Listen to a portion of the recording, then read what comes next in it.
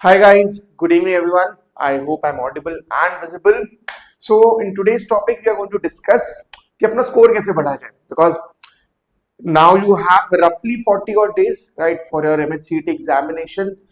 तो अब यहाँ से ना वो थोड़ा एक्सेलरेट करना जरूरी है राइट वो 6 हफ्ते टाइप्स बचे हैं तो बहुत जरूरी है कि पिन मतलब बहुत स्ट्रैटेजिकली समझे कहाँ गलत जा रहे हैं और उसको इम्प्रूव करें तो उसमें there are few tips which will definitely help you to increase your score right because in MHCET you know अभी तक पता चल जाना चाहिए that you need to score very very well right तो वहां पर 80, 85, 90 का स्कोर शायद कुछ ना हो for outside Maharashtra students right 85, 90, 95 में भी शायद कुछ भी ना मिले इसके चांसेस हैं तो if you are targeting top 3 colleges top 5 colleges तो वहां पे वो 100, 105, 110 तक का भी स्कोर लाना पड़ेगा तो वहां पे एक्यूरेसी बहुत इंपॉर्टेंट आती है बहुत सारे क्वेश्चंस अटेम्प्ट करने पड़ेंगे इसकी क्लैरिटी होना चाहिए राइट तो ये सारी चीजें बहुत जरूरी है and there is a chance कि शायद अभी you are scoring well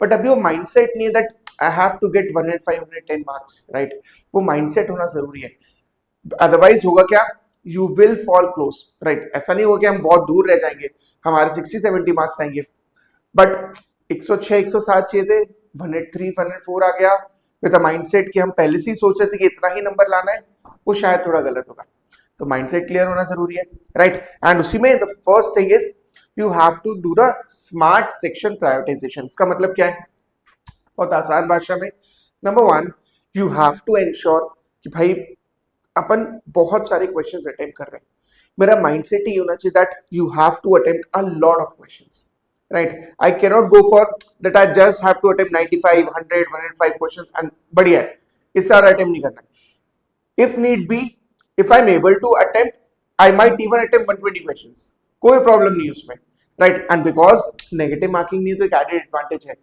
but हाँ इस पे एक चीज का ध्यान रखना बहुत ज्यादा फ्लूक्स पे रिलाई मत करना यू हैव टू अंडरस्टैंड कि वहां पर मेरा जो अटेम्प्ट है मेरा जो एक्यूरेसी है वो ज्यादा इंपॉर्टेंट है सो आई हैव टू एंश्योर कि लेट्स से ठीक है 120 क्वेश्चंस है 120 के 120 नहीं आएंगे इसके चांसेस हैं और ऐसा ही होता है यूजुअली बट मेरा एक्यूरेसी जितना ऊपर होगा और जितने ज्यादा क्वेश्चंस में होगा उतना ही इजी होने वाला है तो आई हैव टू ट्राई कि यार वो 100 से 110 क्वेश्चंस पे तो मुझे कॉन्फिडेंस हो कि यस ये तो सही हो रहे हैं इट शुड नॉट हैपन कि 85, 90 क्वेश्चंस में मुझे लग रहा है कि यस ये सही है बाकी 30 क्वेश्चंस में फ्लूक कर दिया राइट तुक्का मार दिया वो अवॉइड करना है reason being you would not know कि कब तुम आउट हो जाओ बहुत ज्यादा तुक्कों पे बहुत ज्यादा फ्लूक्स पे रिलाई नहीं कर सकते यू वुड वांट कि एटलीस्ट एक लेवल तक आई हैव दैट कॉन्फिडेंस कि यस ये सही है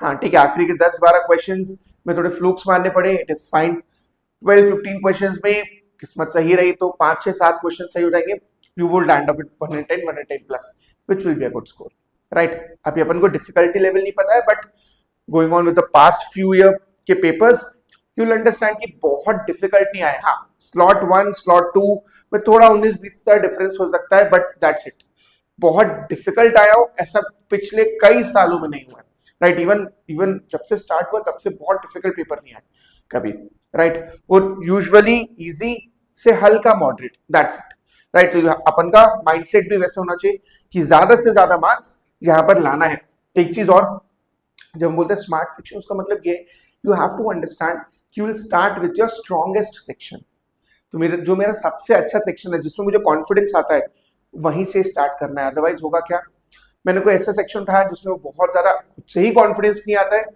और अगर गड़बड़ हो गई तो बहुत बड़ी गड़बड़ दिखेगी एंड मोमेंटम बिल्ड करने के लिए वो कॉन्फिडेंस आने के लिए पहला दूसरा section the first 30-45 minutes is going to be very very crucial you would want कि वहां पे मैं अपना बेस्ट सेक्शन करूं ताकि सबसे ज्यादा कॉन्फिडेंस आए ठीक है तो इस चीज का ध्यान रखना और बहुत ज्यादा स्टक मत रहना एक जगह पे right now second is mock test strategy अब इसमें क्या है number 1 you have to ensure that from now onwards roughly 6 weeks है now onwards you are taking at least 1 or maybe 2 mocks in a week 1 से 2 mock दो ठीक है हो सकता है अगले 2 हफ्ते के लिए you are taking just 1 mock उसके बाद at least 2 mocks in a week try to analyze the topics जहां पर तुम गड़बड़ कर रहे हो and practice a lot of questions of those particular topic.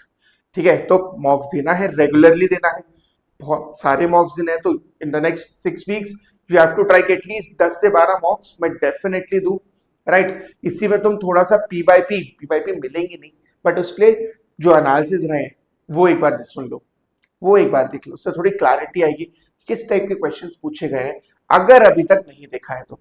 But हाँ, मॉक देखना है, मॉक देना है, गुड नंबर ऑफ मॉक्स देने हैं, उसका प्रॉपर एनालिसिस करना है। एंड आई वुड सजेस्ट कि एक एरर लॉग बना लो कि लेट से मैंने आज मॉक 3 दिया है सीईटी का, उसमें इंग्लिश में मेरे 6 क्वेश्चंस गलत हैं, कौन से टॉपिक्स के एक बार लिख लो, राइट, या 2 क्वेश्चंस गलत है, कौन से टॉपिक के एक बार लिख लो।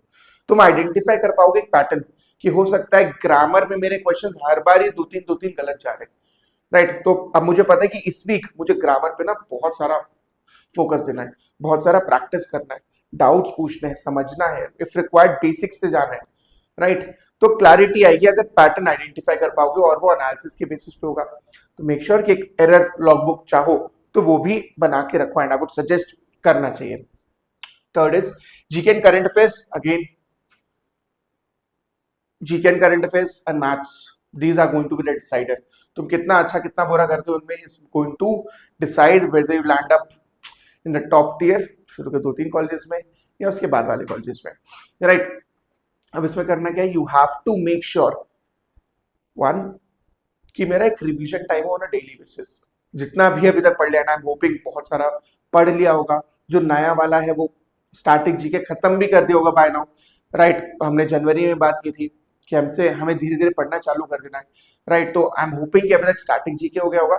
And current affairs, a lot of you might have taken CLAT, तो बहुत सारा करंट अफेयर्स हो गया था। रिवीजन डेली करना है, सो आज से रोज 2 घंटा या एक पर्टिकुलर टारगेट बना लो कि यहां से लेकर यहां तक या इस मंथ का मुझे आज रिवाइज करना है।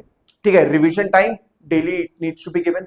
अगर कुछ नया रह गया है, अभी भी कुछ बचा है, तो ट्राई करो कि अगले 2 हफ्ते के अंदर वो 100% खत्म हो जाए।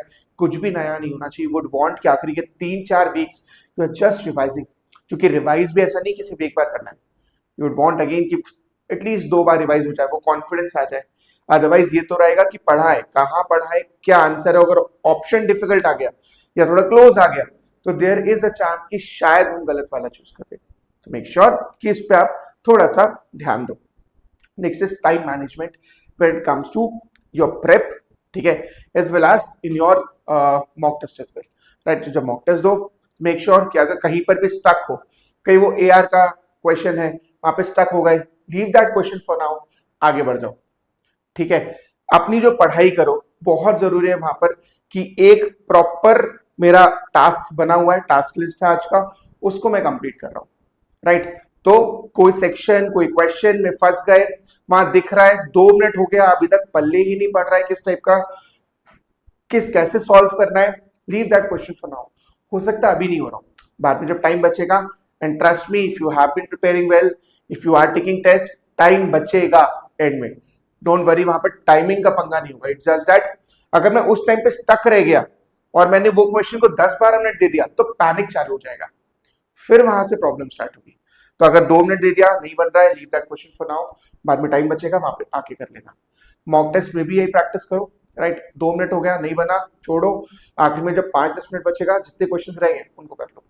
And ideally that should not happen with a lot of questions, 2-5 question से ज्यादा नहीं होने चाहिए वो, ठीक है। इस पे फोकस करना, इस पे ध्यान देना। देन प्रॉपर शेड्यूल, ये लास्ट में रखा है बट ट्रस्ट मी ये बहुत बहुत इंपॉर्टेंट है।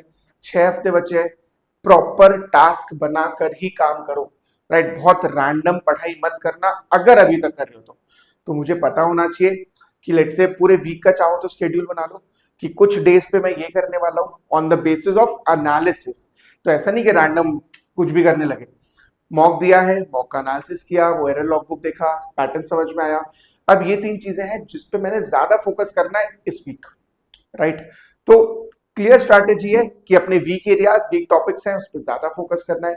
जो अच्छा चल रहा है उसको भी पढ़ना है, बट हाँ उसको थोड़ा कम टाइम दे सकते हैं। जीके में करंट अफेयर्स, स्टैटिक, इसका रिवीजन करना है। Good chunk of time, good amount of time would be given to revision, भले वो करंट अफेयर्स का हो या स्टैटिक जीके का हो। ठीक है, तो you have to make a schedule जहां पर you are giving good amount of time to your revision. कुछ अगर नया रहेगा तो आई वुड सजेस्ट अगेन 1-2 हफ्ते में खत्म कर दो, and good amount of time to practice as well. कि जो टॉपिक्स गड़बड़ चल रहे हैं अपन ने आइडेंटिफाई कर लिया है, उसको प्रैक्टिस करो. अगर लग रहा है अभी भी हम स्टार्टिंग से वो टॉपिक कर सकते हैं, there is no issue, but वो 3 हफ्ते बाद नहीं होना चाहिए. राइट, जस्ट इंश्योर कि अगर अभी समझ में आ रहा है, पंखा चल रहा है, कॉन्फिडेंस नहीं आ रहा है, मान लो नहीं आता, अब स्टार्ट करते हैं, 0 से स्टार्ट करेंगे, वो टॉपिक बन जाएगा. अभी अगर 2-3-4 टॉपिक है आराम से बन जाएगा. राइट, इट्स जस्ट दैट वो अधूरे मन से नहीं करना कि लग रहा है आता है बट ऐसा लग भी रहा नहीं आता है, मान लेते नहीं आता है, बेटर है वो. राइट, क्लैरिटी रहेगी. अब 0 से स्टार्ट करेंगे, बन जाएगा. तो अपना स्केड्यूल भी इसी तरीके से बनाना. ठीक है, so that will be it from my side. Thank you so much. पढ़ते रहो, हो जाएगा. Believe in yourself. Thank you.